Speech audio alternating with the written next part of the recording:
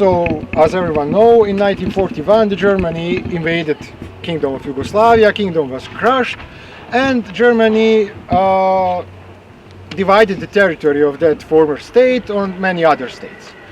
Tuzla was the part of the independent state of Croatia, and in that destroyed Kingdom of Yugoslavia, king and the government were left the country, ran to British support to Egypt and then to the London, and only force in the Yugoslavia that wanted to rebuild that Yugoslavia as the community of many people were Communist Party of Yugoslavia led by Marshal Tito.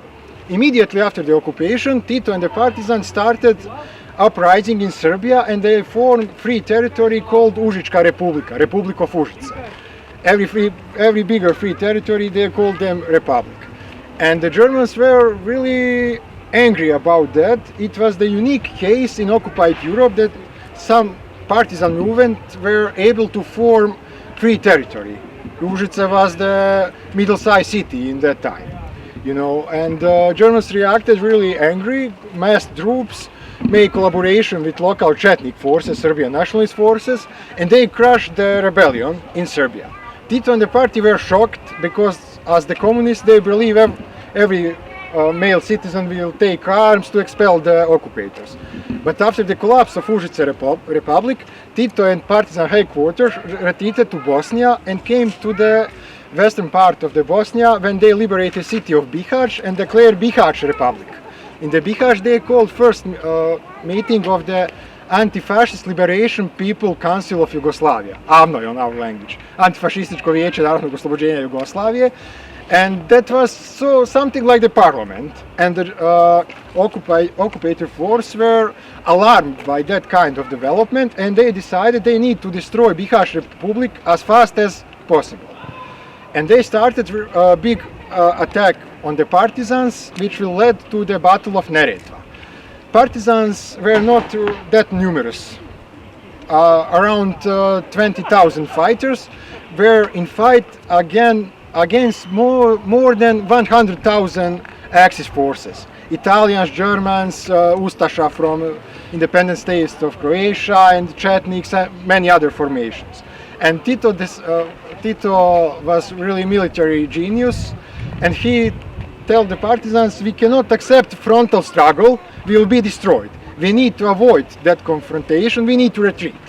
And the big problem for the partisans was the people were scared about the Nazi crimes, and they started to retreat together with the partisans. And Germans were planning to allow them to retreat to the river Neretva and destroy them there. And when partisans were to the river, German plan was on its main point, how to destroy the partisans. And they circled the partisan group, and then Tito decided to destroy every bridge on the river Neretva. And the partisans mined the bridge and destroyed the bridge. And German command thought that partisans will try to break through back to the Bihać, and they redeployed the units back on that front. In that moment, partisans started to cross the Neretva on improvised bridges. They lost all their heavy equipment, they lost tanks, few of them, they lost guns, submachine guns, most of ammunition, but Tito and High Command was able to cross the Neretva, destroy the Chetnik formations on another side and regroup, and people was with them. And also important, partisan main hospital was able to evacuate. After the collapse of that case White, called on German High Command, Germans immediately started new attack on the partisans, case Black. New plan was to encircle the partisans on inhospitable terrain on river Sutjeska in the eastern part of the city. There was no villages in Sutjeska there was no people who can support the partisans.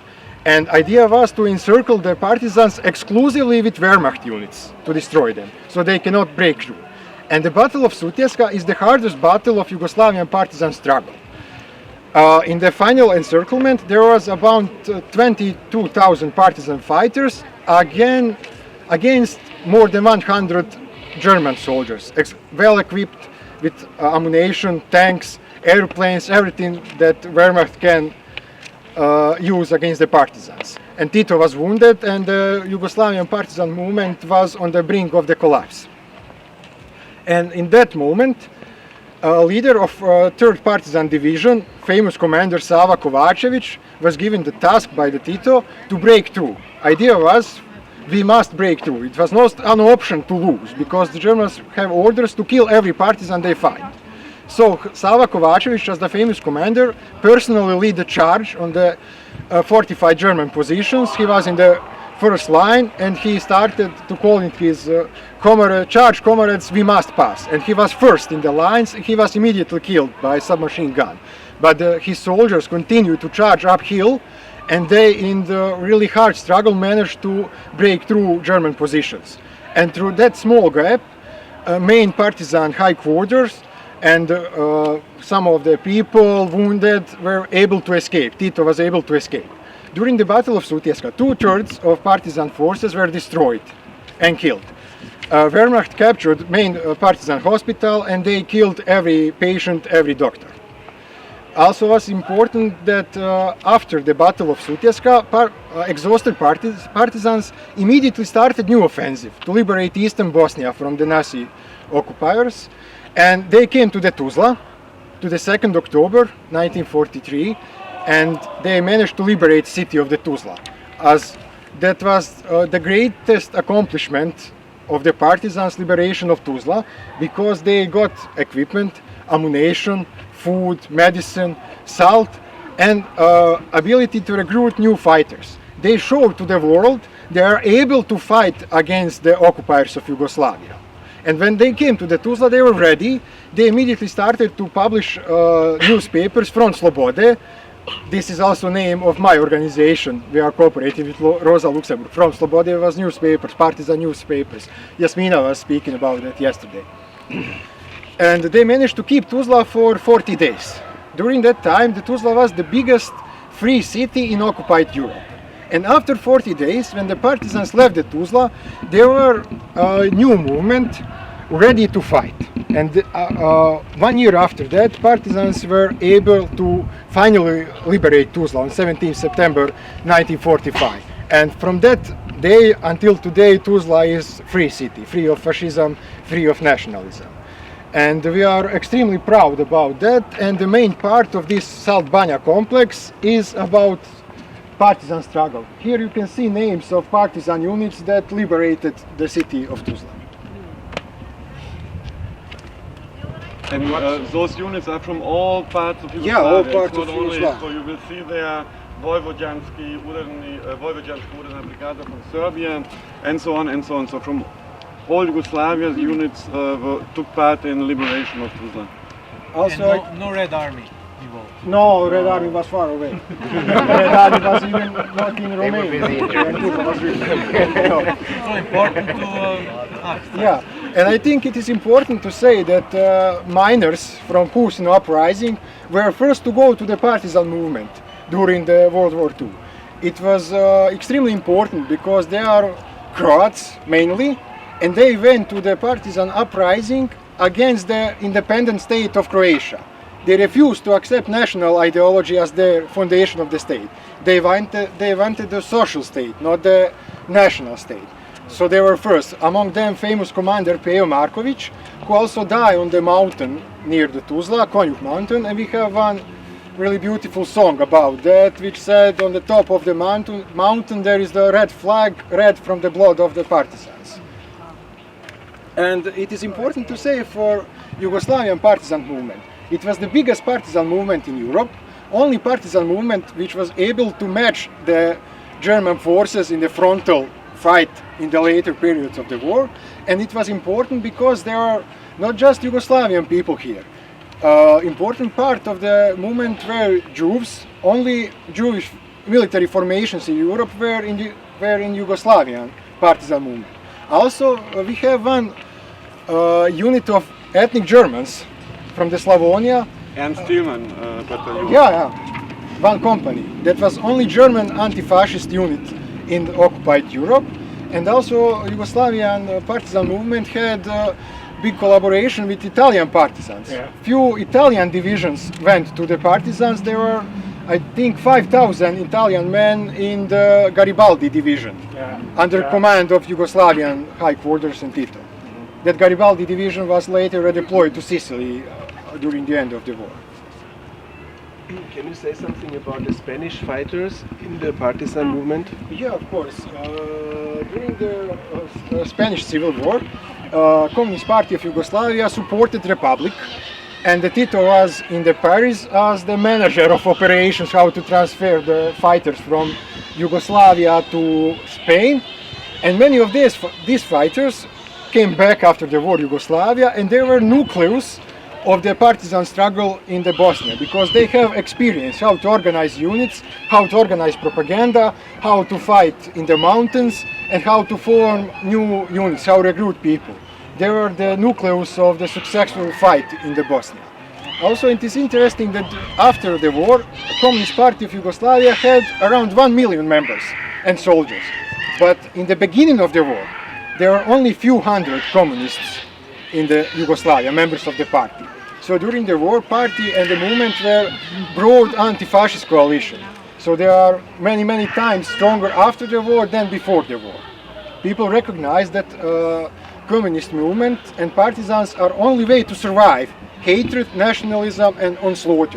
Only partisan movement offered to the people ability to survive and to be what they are.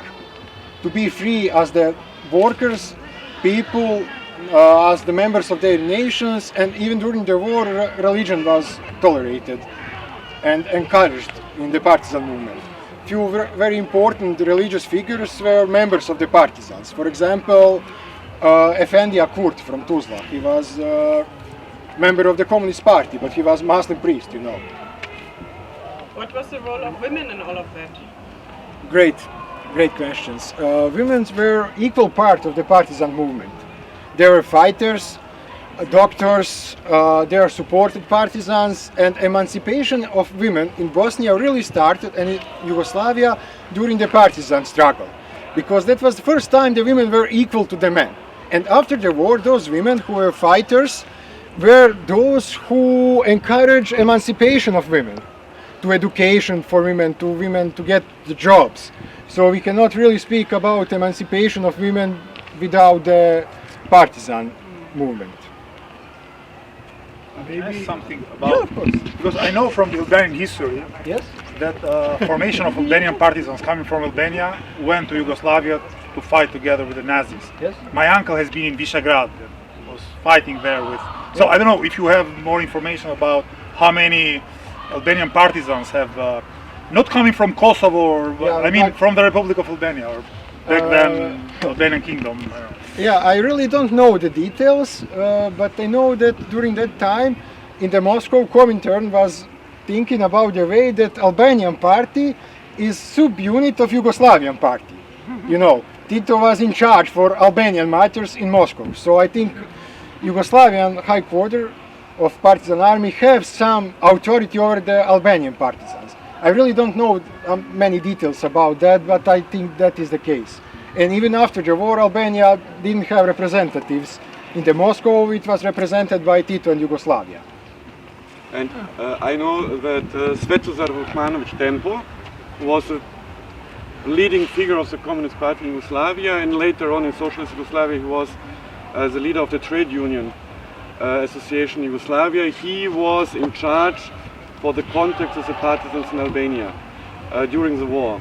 And he was very long in Albania with the Albanian partisans. And through him, the collaboration between the Albanian partisan movement and the Yugoslav movement was coordinated. But how many people and so on, I also don't know. But he was kind of the figure who was connecting the partisan movement in Albania and the Yugoslav partisan movement. Vukmanović Tempo.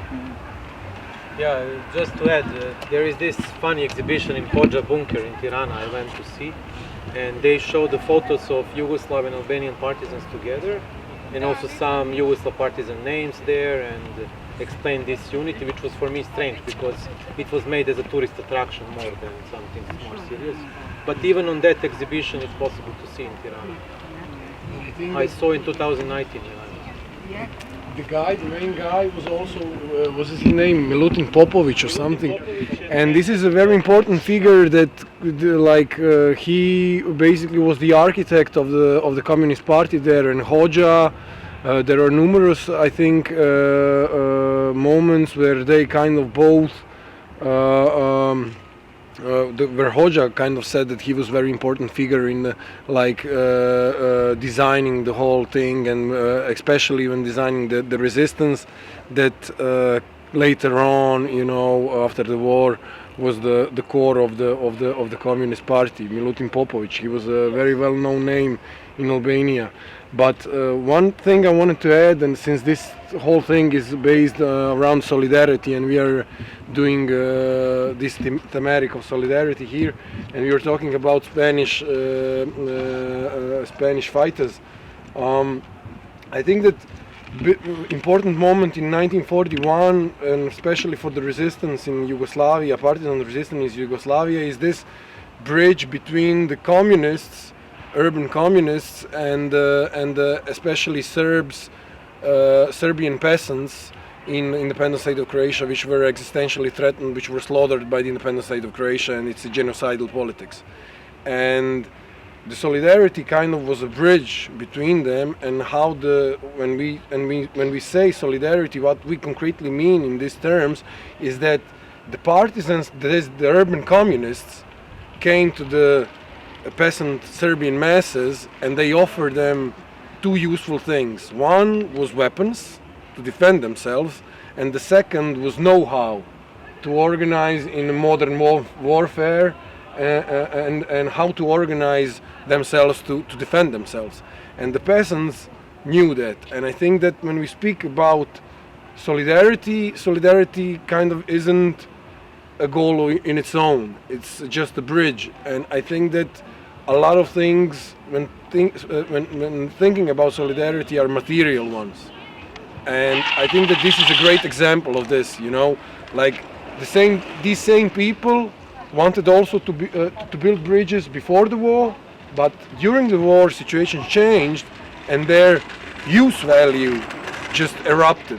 And this is the way how they formed the alliance, and this is the way how they formed the resistance. I think that this is a crucial moment.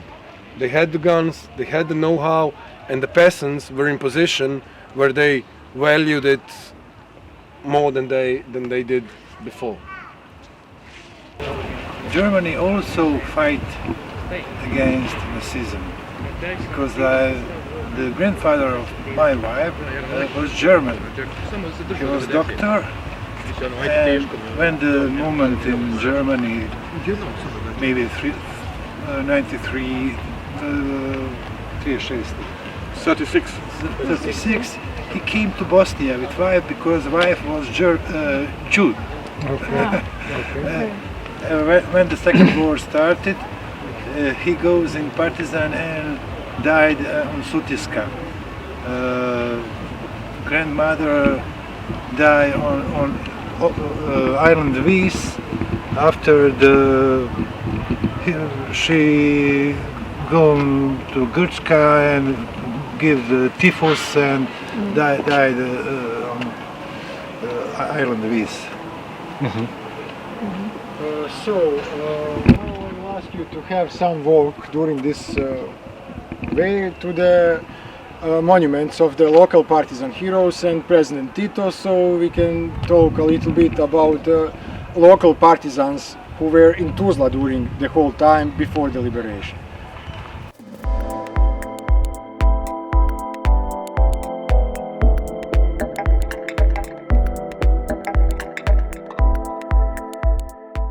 So I would like to tell you something about the local partisans. They were in the city during the whole time of the Second World War II. When the partisans started the struggle, they needed support from the city to get supplies. And they left some operatives in the city, local people, and they were trying in Tuzla to fight their own war against the hatred and the fascism. For example, in Tuzla, local doctors invented endemic epidemic of typhus to stop deportations to the Ustasha concentration camp, because Ustashas and Nazis were scared to take the prisoners who have the typhus. Local prosecutors have burned evidence about partisans' activity in the Tuzla. And there was really sad story about Enver Šiljak and Frida Laufer as the local members of the Communist Party. They were really young people, I think 19 years old. They were in love, and Frida was pregnant with Enver Šiljak. And they were trying to escape the city to go to the partisan movement to survive, because the Frida was the Jewish girl, you know. And on the night of their escape, they were captured by the Ustasha regime, and Enver Šiljak was imprisoned in the Tuzla prison, and Frida Laufer was sent to Jasenov's concentration camp. And sadly, she died there, but Enver Šiljak was sentenced to death in Tuzla, and when he was taken through the city to place of execution, instead of crying, he was singing about his love from Frida Laufer. And that is really an important part, because now we have one song about that about few years before, and Major of the Tuzla, Mr. Jasmin Imamovic, wrote a book about Enver Šiljak and Frida Laufer. And we have one bridge across the river Jala which have their names. So what we have here, we have the President Tito, leader of Yugoslavian partisans, my good friend, you know, and we have the people heroes from Yugoslavia. They are not from Tuzla, and it is quite a story how they get here. These monuments were in front of the schools. Schools were named in the names of the people heroes. And in the 1990s, when they changed name of the schools, they brought all these monuments here. And when we joke, we tell this is the refugee camp for the people heroes in Tuzla. We have some jokes when the full moon is, they are discussing the party matters and something like that. How come that there's not a single woman here? I don't know, it was patriarchal society probably, and yeah, it was the beginning of emancipation of women, you know, and for example, you can name, we have female general Rosa Papo, he was commander of the Yugoslav People Army medicine service. Yeah, but only one, and 100 male generals. You know, emancipation of women in Yugoslavia was on culmination just before the war. Only then, a number of the girls and boys in school started to be equal, and you know, in the higher education, the same. Most women were literate, and just in precise that moment we get the war and emancipation started to going back. Now we again have idea that is immoral for girls to go in the school in the villages. That is immoral, yeah. It is immoral for girls to change the boyfriend, for example. Duty of the girl is to have children and support husband, and that was something that society was fighting against during Yugoslavia. But today those values are promoted, which is really sad story here. Yeah, I need to tell you one important story about Efendi Kurt. You know, Efendia is the Muslim priest. He was really old man in Tuzla, and when the Ustasha, during the occupation of Tuzla, decided to destroy and kill local Serb community. Idea was to bring all Serbs to the Orthodox Church in Tuzla and to destroy church on the Christmas. And the local Muslim elite went to the German authorities of the city and tell them, if you let Ustasha kill the Serbs, we will all go to the partisans.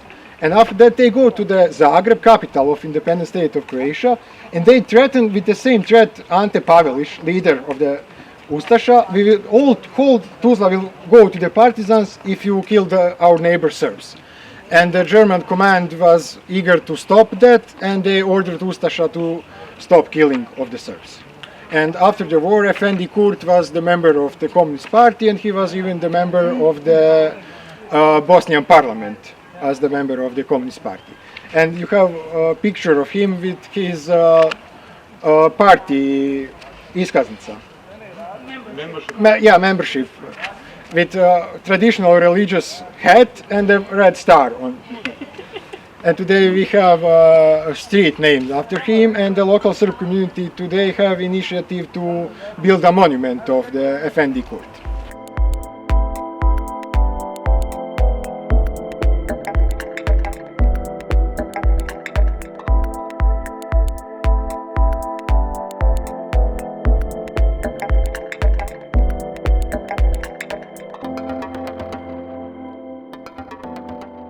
There was a sentence there which said, we have told our story, told it for all times. And I think that really good explain the Tuzla today. Because in the Tuzla we are proud about the partisan heritage, we are proud about anti-fascist struggle, and foundation of our society today is this. We have realized in Tuzla, especially during the last war in the Bosnia, that anti-fascist struggle and living together are not the political options. This is not the way of thinking. This is the way of surviving. Because the Tuzla is the only major city in Bosnia and Herzegovina in which the major population didn't exterminate the minor population. You know, we have managed to survive here as the multicultural society during the hardest test during the last war in Bosnia. And actually we are extremely proud about that 45 years of development during Yugoslavia. Almost everything you see today in Tuzla is constructed or developed during that time. And when you ask people today about the best part of their life, many of them will say before the war in Yugoslavia. That doesn't mean that people in Tuzla want to restore Yugoslavia. They want good life. They want to live together. They want to have a tolerant society.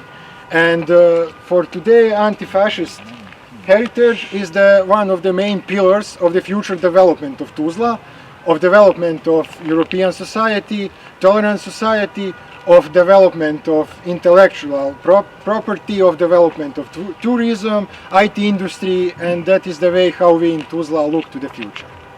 Thank you.